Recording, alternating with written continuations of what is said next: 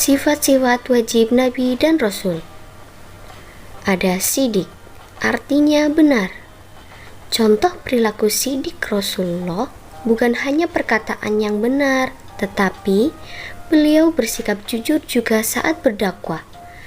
Tidak pernah Rasulullah menambah atau mengurangi wahyu yang diterimanya.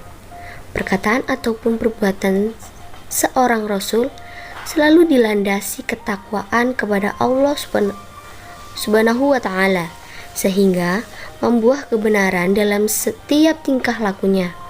Seorang Rasul selalu mengajak manusia ke arah jalan hidup yang benar.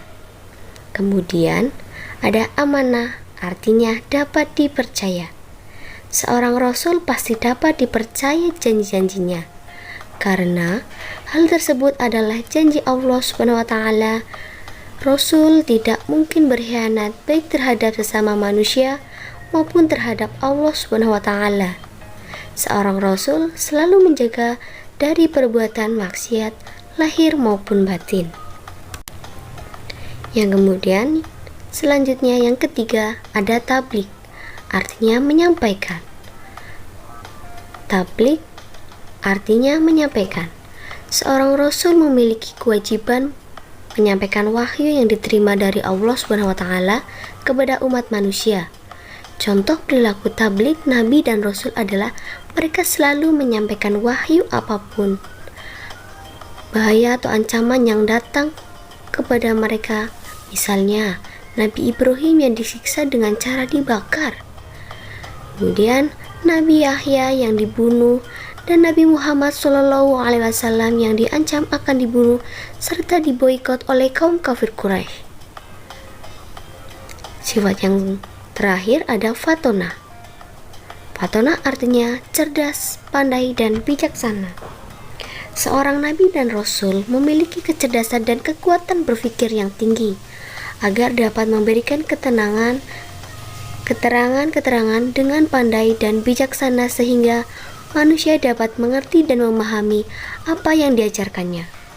Contohnya yaitu Rasulullah adalah beliau yang mampu menjelaskan firman-firman Allah Subhanahu wa Ta'ala kepada kaumnya sehingga mereka memeluk agama Islam. Rasulullah juga mampu mengubah bahasa Arab jahiliyah menjadi suatu bahasa yang berbudaya dan berpengetahuan. Nah, kemudian ada sifat mustahil Nabi dan Rasul. Sifat mustahil yaitu sifat yang tidak dimiliki Nabi dan Rasul. Ada 4, yaitu kisib atau dusta atau bohong. Rasul dan Nabi tidak mungkin memiliki sifat ini karena mereka senantiasa dijaga oleh Allah Subhanahu wa Ta'ala. Kebalikan dari kisib yaitu sidir. Kemudian ada khianat atau tidak dapat dipercaya. Nabi dan Rasul tidak akan mempunyai sifat tersebut karena mereka senantiasa menjaga sebagai penyampai wahyu dari Allah. Kebalikan dari khianat yaitu amanah. Yang ketiga, hitman atau menyembunyikan wahyu. Nabi dan Rasul tidak akan mempunyai sifat tersebut karena mereka sebagai penyampai risalah kepada umat mereka. Sifat ini kebalikan dari sifat tabligh. Yang terakhir adalah balagh atau bodoh. Para nabi dan rasul Allah adalah manusia pintar yang dipilih oleh Allah Subhanahu wa Ta'ala sebagai penyampai agamanya kepada umat manusia dan melakukan berbagai tindakan kebaikan supaya mereka dapat menjadi suri tauladan untuk umatnya. Sifat ini adalah kebalikan dari sifat fatona. Selanjutnya ada sifat jais Rasul.